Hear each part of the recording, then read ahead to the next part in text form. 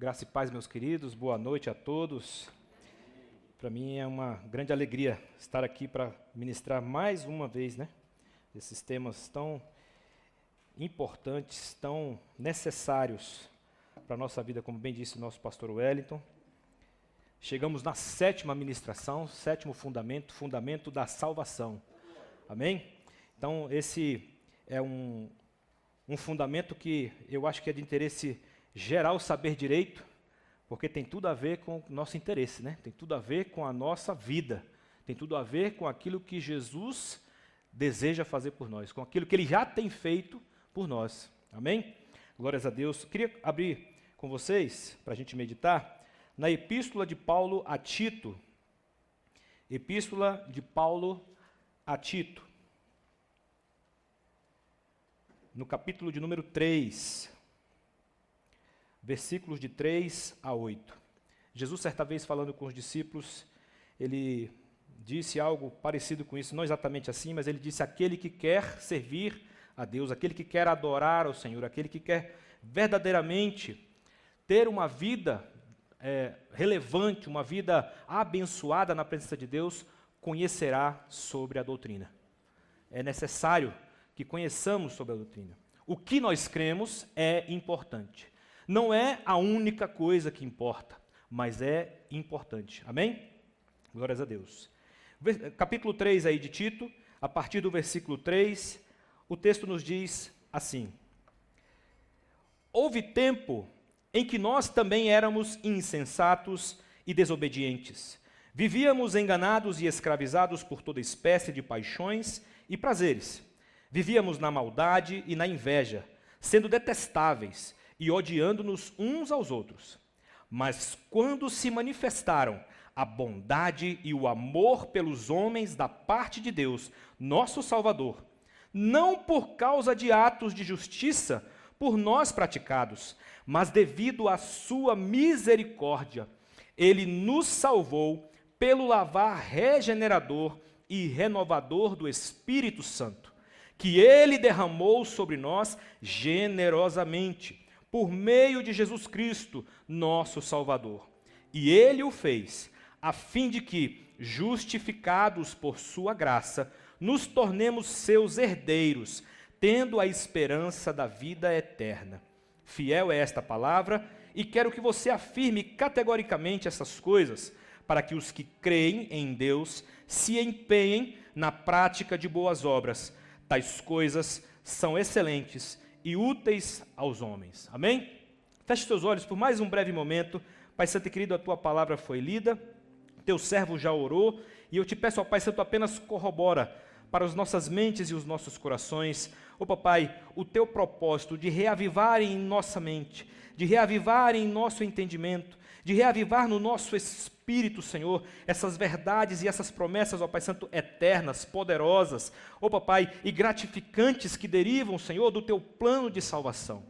Que assim, ó Pai Santo, nós venhamos, ó Senhor, nessa noite ser renovados, em nome de Jesus em espírito, e que o primeiro amor, Senhor, se reacenda em cada um e em cada uma, Papai, que está aqui nesta noite, em nome de Jesus, que cada um de nós saia daqui incendiado novamente, Senhor, pelo conhecimento da Tua promessa, pelo conhecimento, Senhor, da Tua salvação, a salvação completa do Senhor para nós, em nome de Jesus. Amém. Glórias a Deus. Queridos, esse fundamento da salvação, como eu disse, é do nosso maior interesse. E um estudioso chamado Tim Keller, ele disse uma coisa importante, uma frase muito simples, mas que vai dar o tom daquilo que nós vamos refletir hoje.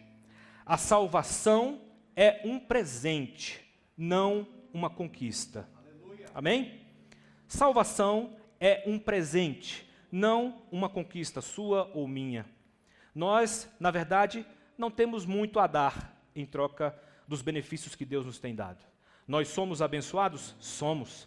Nós temos recebido livramento? Temos. Temos recebido libertação? Temos. Temos aprendido de Deus? Temos. Nós temos ouvido boas promessas de Deus? Temos. Nós temos boas coisas que trazem o nosso coração em alegria. Nós conhecemos informações acerca de Deus e acerca do seu plano que incendeiam a nossa vida e que nos motivam a prosseguir?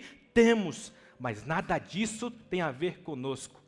É tudo para Ele, por meio dEle e para Ele. Glória, pois, a Ele, eternamente. Amém. Tudo tem a ver com o que Ele faz por nós. Amém? Nós temos um papel, e Ele nos ajuda nesse papel.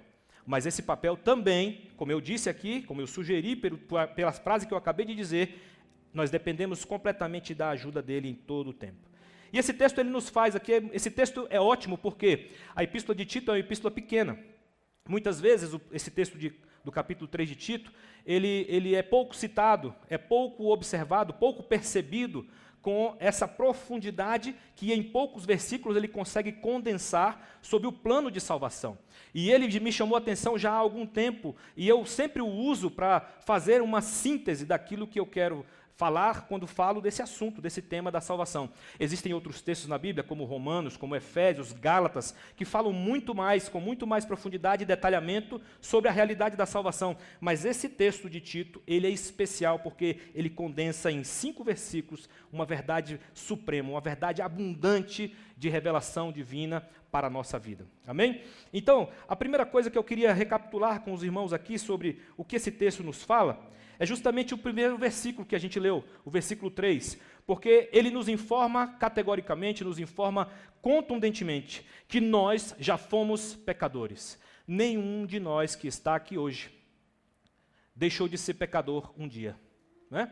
Nós, na verdade, continuamos sendo, em certa medida, porque ainda estamos sujeitos à carne, ainda estamos sujeitos às tentações, ainda estamos sujeitos aos maus pensamentos, às más inclinações, em certa medida. Mas isso já mudou em nós vamos aprender por quê.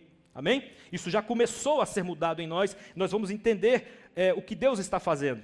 Mas nós, como diz o texto, éramos pessoas insensatas, nós éramos desobedientes, nós éramos escravos das paixões carnais e dos vícios, nós éramos maldosos, nós éramos invejosos, nós agíamos de modo detestável, nós agíamos de modo odioso uns para com os outros.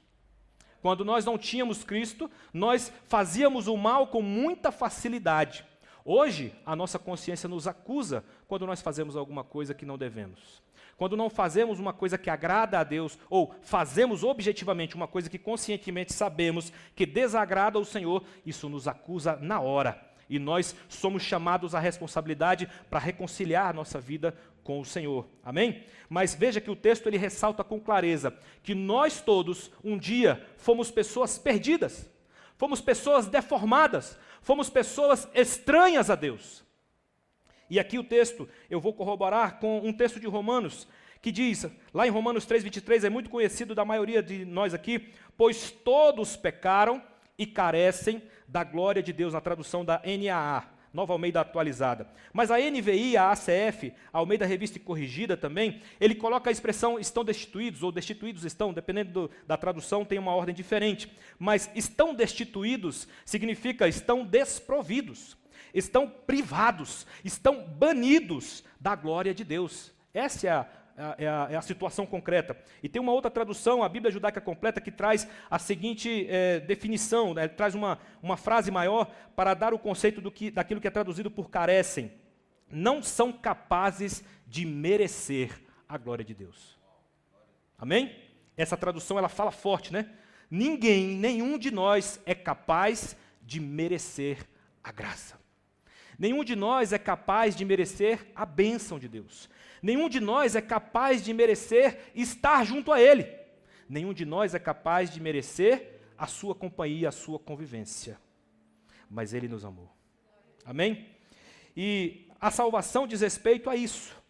Nós podemos perguntar, mas o que é, enfim, salvação? A gente escuta esse conceito, a gente lê esse conceito na Bíblia, a gente ouve falar de salvação, redenção, coisas do tipo, não é? Mas o que significa salvação? Há 2 perguntas importantes aqui a ser esclarecidas antes da gente partir para o texto em si.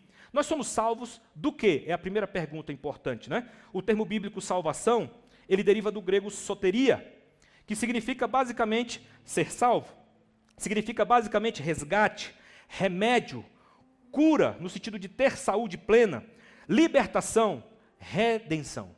Ok? Então, quando nós pensamos em salvação, estamos pensando numa gama grande de significados que se agregam a essa perspectiva. Então, a salvação não é simplesmente nos livrar da morte eterna, ainda que isso esteja como componente concreto do que a salvação representa para nós. Mas salvação é também ter uma saúde espiritual específica, particular. É uma libertação de prisões, de vícios que nós outrora tínhamos. É também um resgate da nossa vida de um perigo, de um risco que nos ameaçava pavorosamente, terrivelmente. Então, salvação tem a ver com resgate, com remédio, com libertação, com redenção. Se nós fôssemos conceituar, genericamente eu poderia dizer numa frase curta, refere-se à libertação de um estado ou condição que é indesejável. Você gostaria de permanecer perdido? Você que tem consciência hoje daquilo que Jesus fez por você, você tem alguma vontade de voltar atrás, voltar à fita e viver a vida que você levava antes? Eu não. Amém? Mas então, significa que nós fomos libertos de um estado ou condição que nós não desejávamos, que nos era prejudicial, e isso combina com outra perspectiva acessória, que é o resgate da grave e pavorosa ameaça da implicação dessa condição. Nós iríamos estar afastados de Deus, estaríamos perdidos para sempre, estaríamos completamente mortos, porque morreríamos a vida física e morreríamos também na vida espiritual. Amém? Então somos salvos de quê? Da condenação eterna, somos salvos da ausência de Deus, somos salvos das nossas próprias limitações, dos nossos próprios vícios, das nossas próprias mutilações e deformidades, nós somos salvos para sermos diferentes, amém? E salvos para quê? Somos salvos para conhecer plenamente a Deus e conviver com Ele pela eternidade afora. O salvo, portanto, é uma pessoa que é espiritualmente liberta, espiritualmente saudável e integralmente transformada para conhecer e conviver com o Senhor. Isso é o conceito, amém? Se você quer saber uma ideia conceitual da salvação, isso explica, isso resume o negócio, ok? Então, salvação é basicamente isso. Prova bíblica, né? João 3,16, quem é que se lembra aí? Porque Deus amou o mundo de tal maneira que deu o seu Filho unigênito para que todo aquele que nele crê não pereça, mas tenha a vida eterna. Então Deus tem a intenção, Deus tem a vontade, Deus tem o desejo e briga por isso, morre por isso em Jesus, amém? Vocês estão entendendo? Deus morreu por isso. Ele deu a vida por isso, para que nós fôssemos salvos. Amém?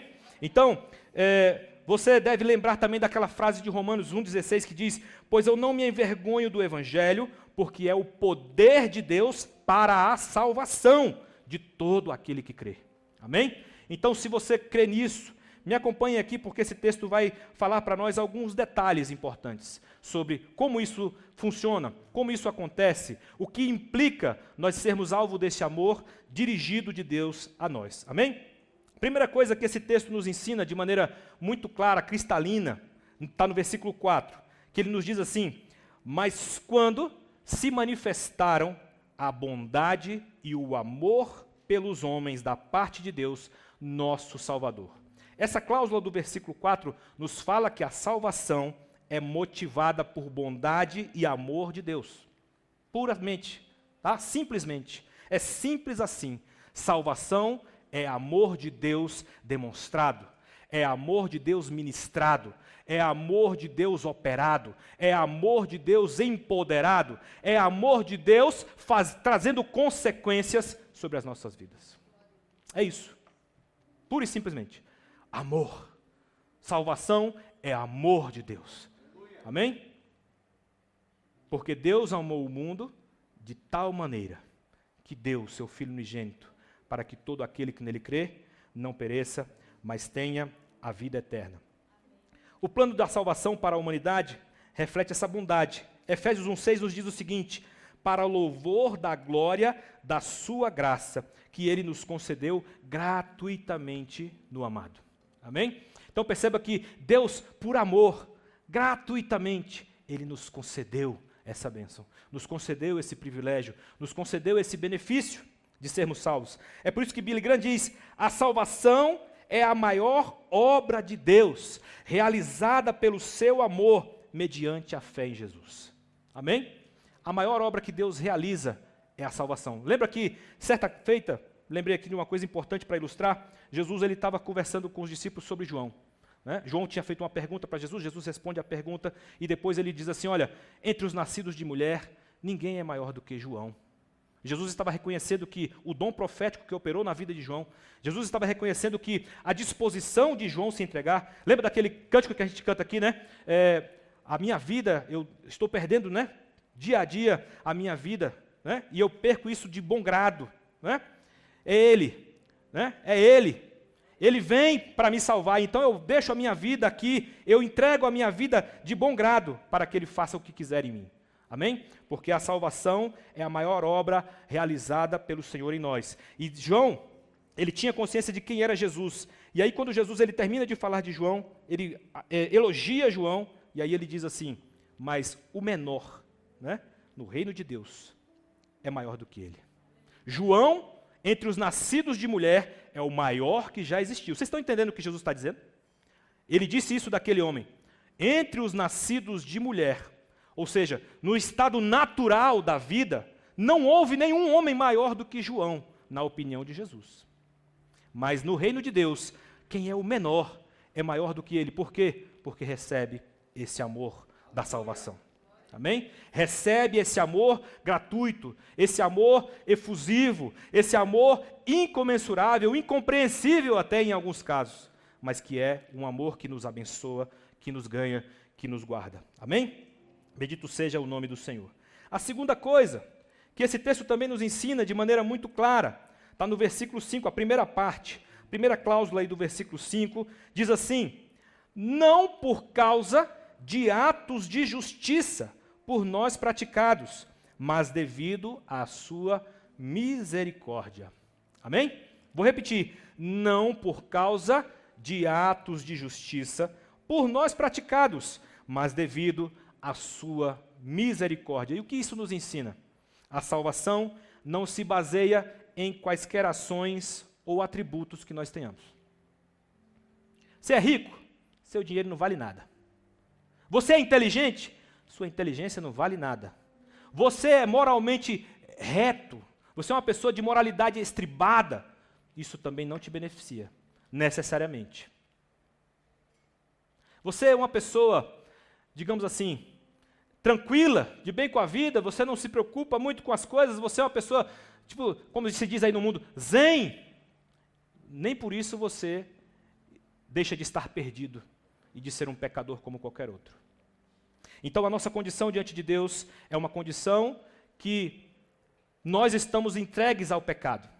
E isso só é revertido por causa da vontade de Deus, por causa da bondade de Deus, porque a salvação não se baseia em nada que eu possa entregar de volta, em nada que eu possa retribuir a Deus. Amém?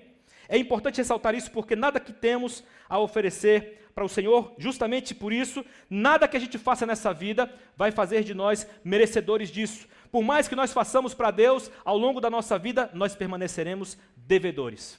Amém? Amém. Diga aí para o irmão que está do seu lado. Não adianta nada, não importa o que você faça. Você continuará sendo devedor. Ou devedora. Amém? Por mais que nós façamos, eu vejo a luta do pastor Wellington, eu vejo a minha luta também, vejo a luta de muitos obreiros, líderes aqui da igreja, como a gente batalha, né, para entregar o melhor que a gente pode, para servir aos irmãos, para servir à igreja, né? E olha que a gente não faz tudo o que pode exatamente, porque se fosse assim, a gente seria quase perfeito, não é verdade? Nós não somos perfeitos, temos nossas limitações, né? Temos nossas dificuldades, mas a gente se esforça para entregar o melhor que a gente pode, amém? E nem por isso a gente é melhor do que ninguém. Nem por isso a gente tem garantia alguma de que temos um lugar no céu, senão pela vontade de Deus, senão pelo amor de Deus, senão por causa da graça do Pai. Amém? Nesse sentido, nós temos que lembrar que em termos de eficácia e efetividade é aquela ideia, aquilo que realmente ocorre, eficácia, que ocorre do modo certo, ocorre como tem que acontecer, ok? Então, em termos de efetividade e de eficácia, a salvação se deve exclusivamente, diga comigo, exclusivamente, e é literal, exclusivamente, à boa vontade de Deus, exclusivamente à graça de Deus, amém? Nada que a gente faça pode nos garantir salvação. se deve exclusivamente à graça de Deus. Aí você pode se perguntar, mas a gente não faz nada? Nós vamos saber o que a gente faz.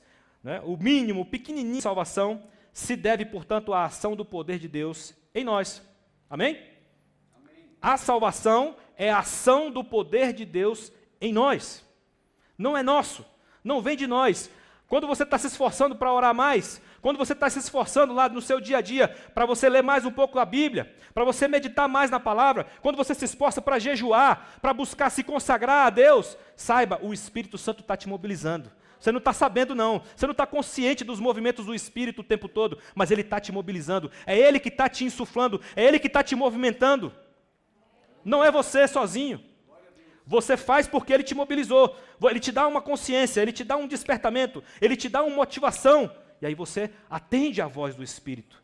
Mas se Ele não tivesse com a gente o tempo todo, a gente não faria nada, ficaríamos acomodados o tempo todo, né? Deitado, como diz o hino, né? Deitado eternamente em berço esplêndido. Né? A luz, como é que é? A luz do sol, não, deixa para lá, é o bastante, né?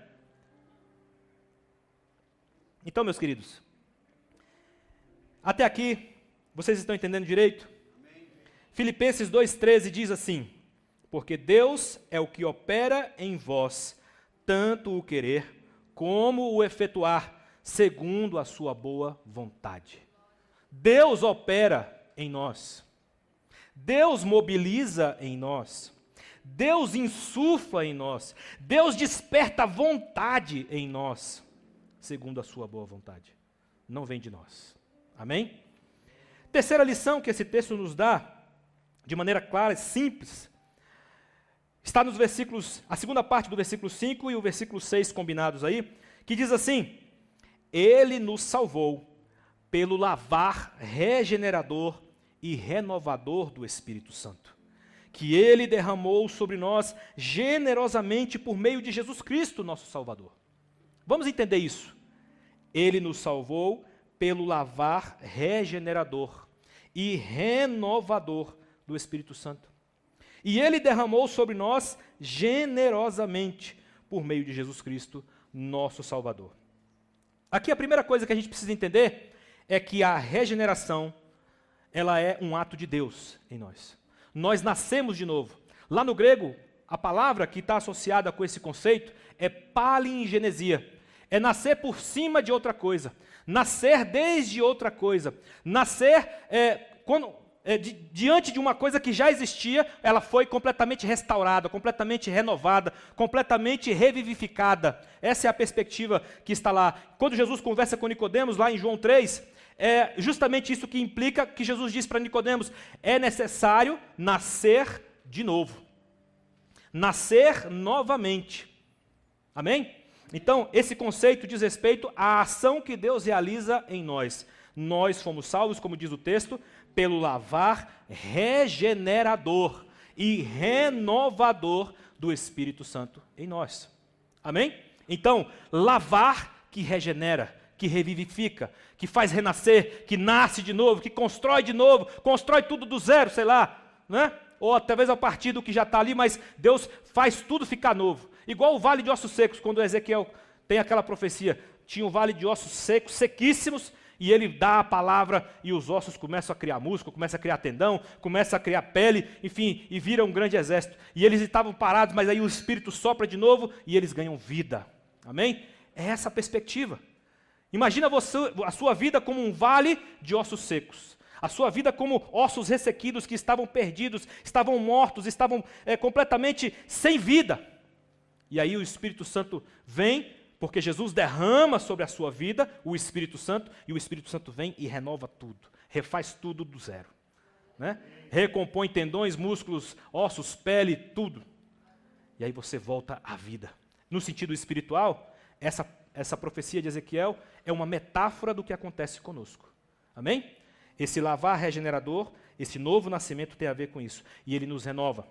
Amém? Mas ele não diz só isso. Ele diz que ele também derramou sobre nós generosamente por meio de Jesus Cristo, como o nosso Salvador. Amém? Então perceba, aqui há duas coisas afirmadas. A primeira eu já disse, que a regeneração é um ato de Deus. A regeneração é esse nascer de novo. É essa revivificação, palavra complicada, revivificação, né? É isso.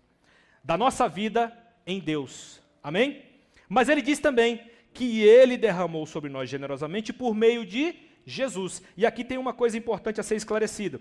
Quando a gente pensa em regeneração, a regeneração é propriamente o batismo com o Espírito Santo. Tem muita gente que tem essa dúvida, né? O que é batismo com o Espírito Santo? O revestimento de poder decorre da regeneração. Quando nós somos regenerados, quando nós somos nascidos de novo, consequentemente, pela presença do Espírito que nos é dado, que é derramado sobre nós, que passa a habitar em nós, as manifestações do poder de Deus, do poder do Espírito, através de dons espirituais, também acontecem. Podem ser coisas concomitantes, como Atos registra, ok? Mas a essência da regeneração é que é o batismo de fogo, o batismo com o Espírito Santo.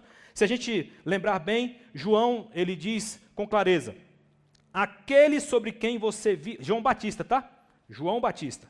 Aquele sobre quem você viu descer e pousar o Espírito, esse é o que batiza com o Espírito Santo. E ele está falando de quem aqui? De Jesus. Quando Jesus foi batizado, a Bíblia não diz que Deus falou do alto, a pomba desceu sobre o ombro dele, né? Eis o meu filho amado em quem me comprazo. João teve, né, clareza, os maiores detalhes dessa visão, né, beatífica, dessa visão teofânica de Jesus. Então, quando ele vê o sinal que Deus havia lhe dito que seria o sinal daquele que batiza com o Espírito Santo, essa pomba do Espírito Santo desceu sobre Jesus. Quem é o batizador? Jesus. Tem gente que confunde os atos do Espírito Santo com os atos de Jesus. O batizador com o Espírito Santo é Cristo. Amém? É Cristo que nos batiza com fogo. É Cristo que nos batiza com o Espírito Santo. Mas o Espírito Santo e Jesus não são o próprio Deus? Quando Jesus nos batiza com o Espírito Santo, toda a gama de poder de Deus que o Espírito Santo representa estão também à nossa disposição. Dons, né, ilimitados pelo poder de Deus que opera em nós. Amém? Então, o discernimento claro que nós temos que ter aqui é que Jesus derrama o Espírito Santo sobre nós. Esse é o batismo de fogo. Isso está registrado também em Mateus 3,11, Lucas 3,16, para quem quiser conferir depois. Paulo também chama isso em outros lugares de outorga. O Espírito Santo nos foi outorgado, nos foi concedido, nos foi doado, nos foi, enfim, oficialmente, né, concedido. Seria essa perspectiva. E também usa a expressão selados com o Espírito. Lá em 2 Coríntios 1, 22, Efésios 1, 13, Efésios 4, 30, fala exatamente disso. E é como aquela ilustração, lembra do fazendeiro que tem lá a sua boiada?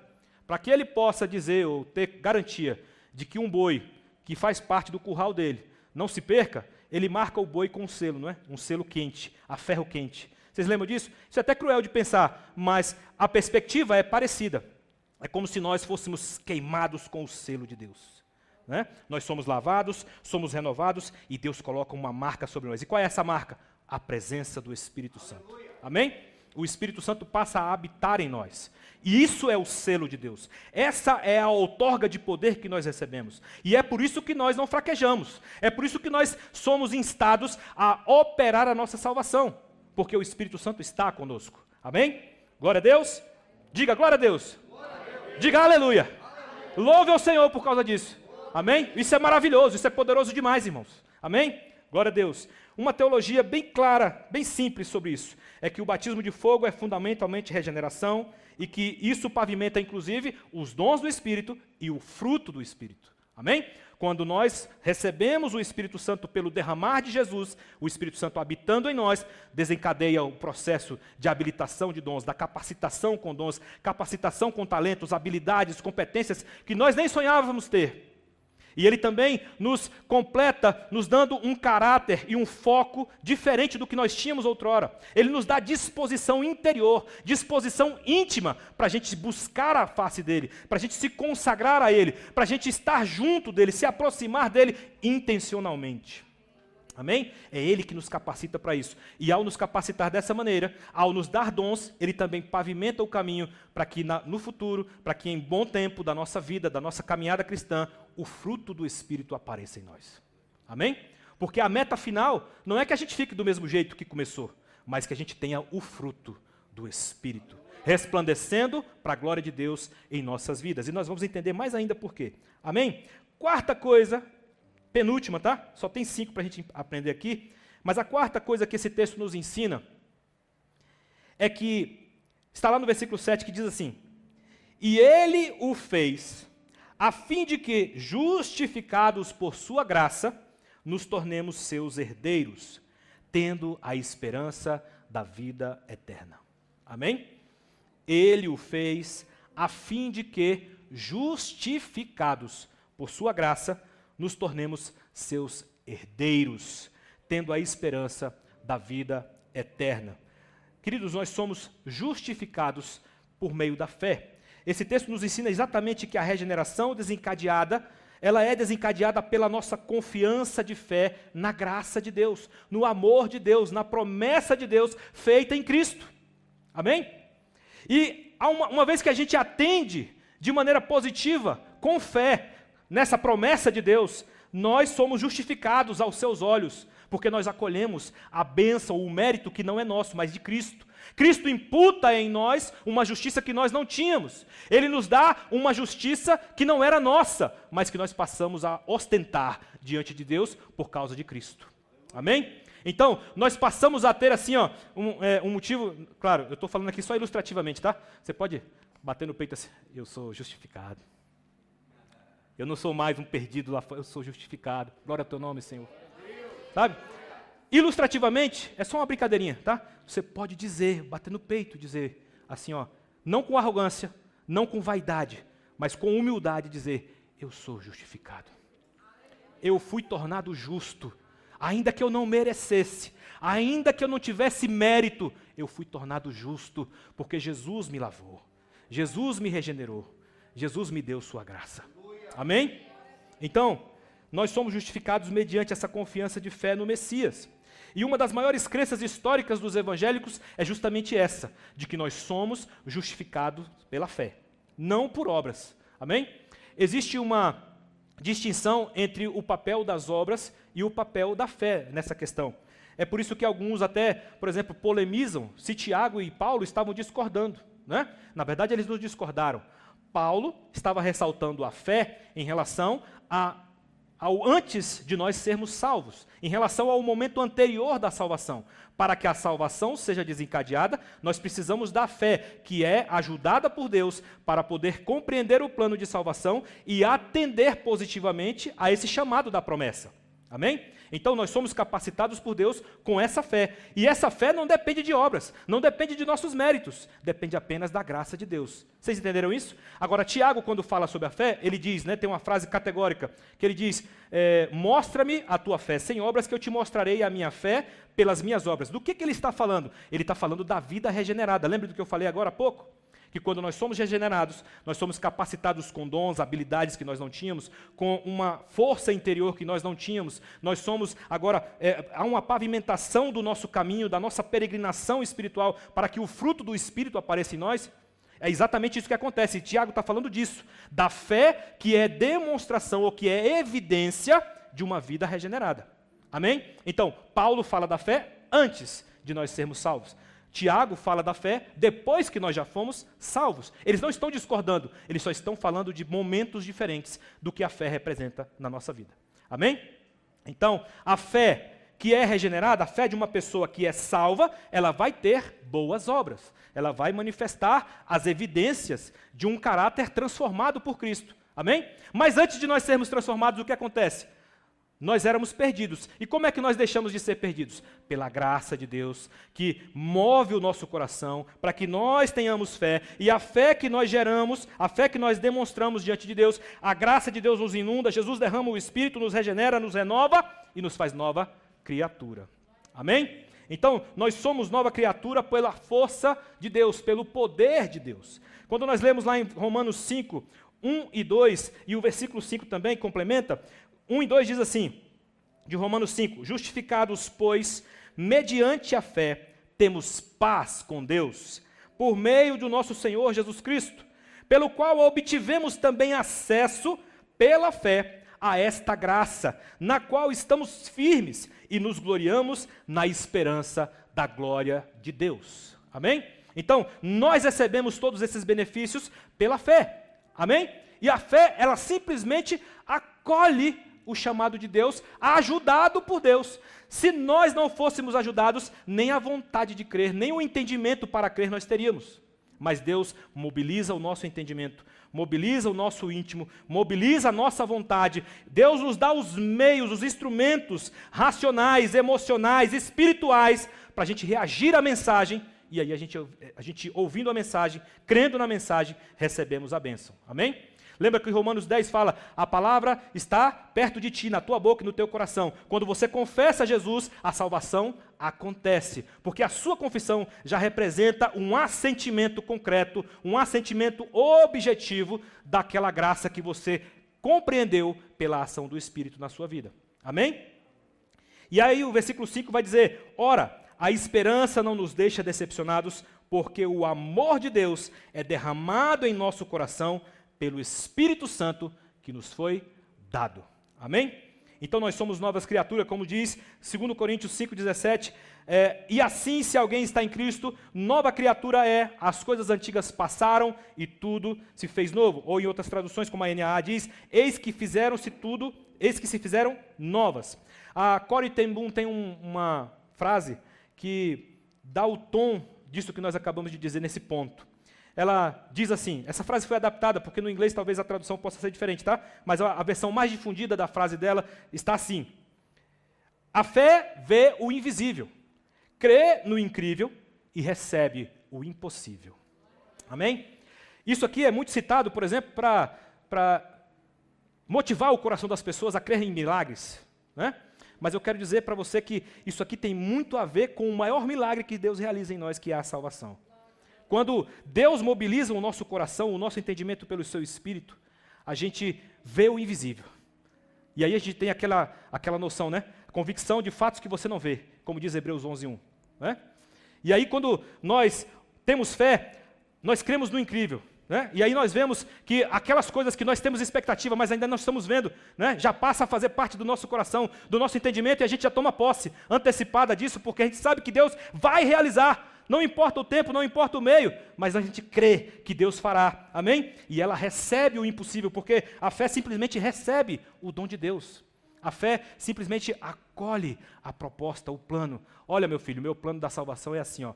O meu filho veio, ele morreu por você, ele ensinou o caminho que você tem que andar. Você aceita seguir esse caminho? Quando a gente diz, eu aceito, Senhor, eu quero, Senhor, eu acolho, Senhor, o teu plano, aí tudo acontece, amém? Mas entendam, até aqui, até para tomar essa posição, nós fomos ajudados. Amém?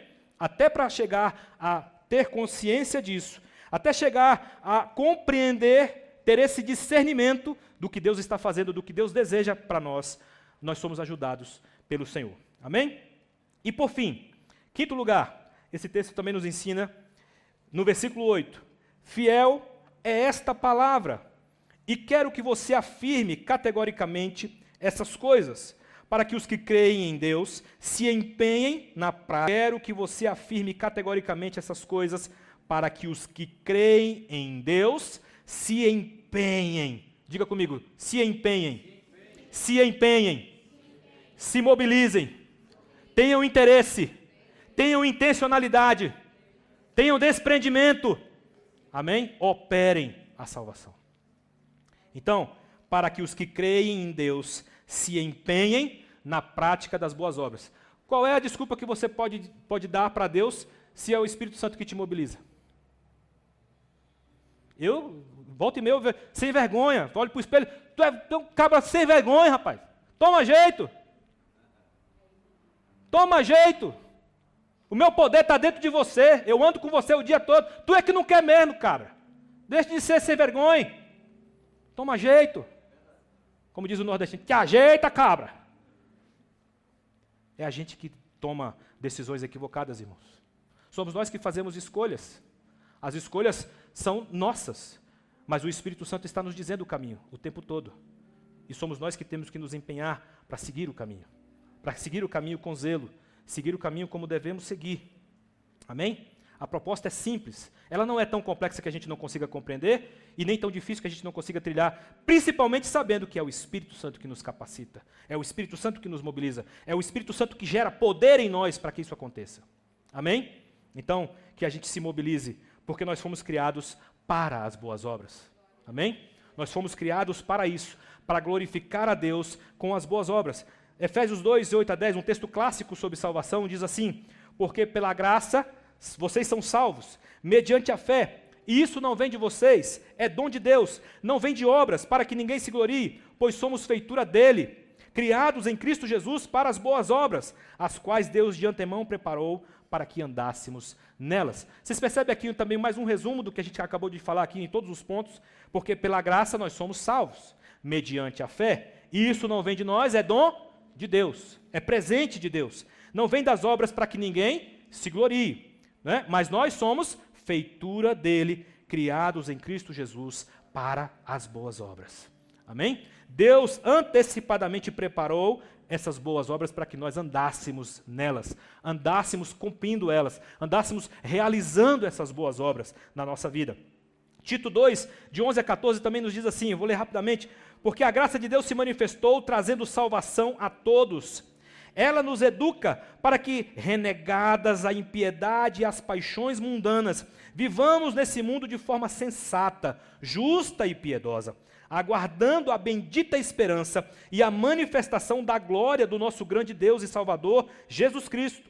Ele deu a si mesmo por nós, a fim de nos remir de toda a iniquidade e purificar para si mesmo um povo exclusivamente seu, dedicado à prática de boas obras. Vocês estão percebendo o plano de Deus? Qual é o alvo que Deus tem para nós, no fim de tudo? Amém? Nós devemos andar como Cristo andou. E é justamente isso que eu vou finalizando aqui, me arrumando aqui para a conclusão, me encaminhando para concluir. Nós fomos criados para sermos imagem de Cristo. Esse versículo 8, que fala sobre boas obras, ele não fala de outra coisa senão que nós fomos destinados por Deus para sermos a imagem de Cristo. E nós temos que entender uma coisa muito importante. Cristo é a restauração da imagem de Deus na humanidade. Quando nós vemos o Gênesis, nós vemos que Adão, ele foi criado à imagem de Deus. A semelhança de Deus, Deus o criou. Amém?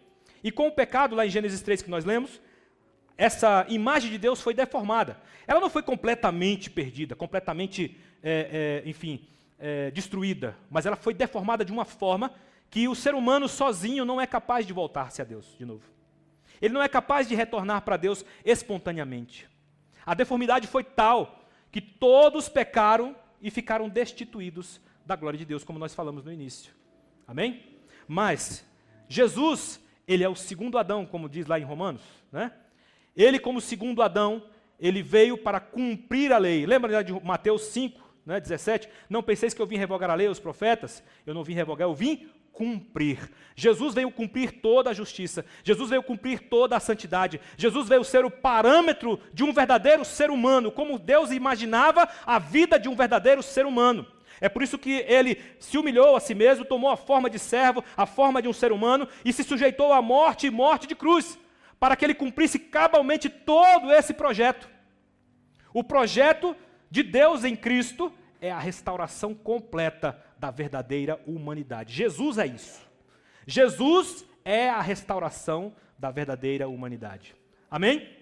E nós somos a imagem de Cristo. Diga, eu sou a imagem de Cristo. Eu quero ser a imagem de Cristo. Lembra do que Paulo dizia? Sede meus imitadores, como eu sou de Cristo. Amém? Nossa missão, nosso propósito é sermos iguais a Jesus. E aí tem um texto que eu acho muito contundente. Romanos 8, 28, muitas vezes é citado, né? Sozinho, fora do contexto do 29. Mas olha só, lendo os dois juntos, para vocês entenderem que maravilha isso representa. Romanos 8, 28 e 29. Sabemos que todas as coisas cooperam para o bem daqueles que amam a Deus, daqueles que são chamados segundo o seu propósito. Pois aqueles que Deus de antemão conheceu, também predestinou para serem conformes à imagem do seu Filho, a fim de que ele seja o primogênito entre muitos irmãos. Nós fomos predestinados para sermos reflexo de Jesus, imagem de Jesus no mundo. Amém? Isso é maravilhoso demais. Não é mesmo? É uma maravilha isso. Isso me constrange assim de uma maneira, amassa o meu coração, mas me dá uma alegria tremenda. Isso é espetacular. Isso é formidável. Diga aleluia. Diga glória a Deus. Bendito o nome do Senhor. Isso é maravilhoso demais. Amém? Então nós devemos compreender isso de maneira clara, sucinta, objetiva. E como diz Thomas Oden, a salvação é a restauração da imagem de Deus no homem. Uma obra que Deus inicia, sustenta e completa, mas que o homem deve responder. Amém? Então, nós não temos desculpa para não responder de acordo. Nós não temos desculpa para não nos empenhar na santidade, na consagração, na busca intencional de Deus, numa vida de intimidade, de rendição a Cristo. Não há motivo. Se a gente deixa de fazer, é sem vergonhice. Desculpa a palavra. É falta de vergonha na cara. Amém? Para você usar um termo assim que mata a pau, né? Falta de vergonha na cara.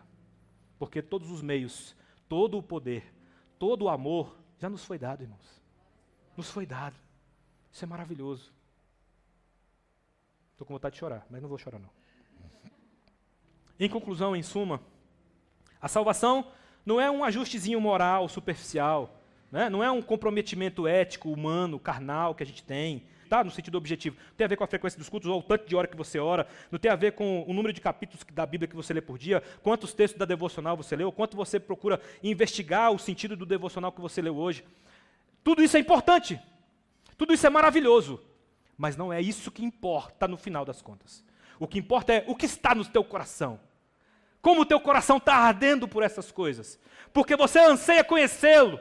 Porque você anseia a presença dele. Porque você anseia a companhia e a convivência dele. Todo dia. É isso que importa. Como nos diz João 17,3, a vida eterna é esta. Que te conheçam a ti, o único Deus verdadeiro. E a Jesus Cristo a quem tu enviaste. É isso que importa no final. Conhecer a Deus. Estar com Ele. Ter a companhia dEle. Podermos habitar sem nenhuma restrição ao seu lado. Pela eternidade afora. Isso é salvação. Amém? Que o Senhor nos abençoe. Em nome de Jesus. Glórias a Deus.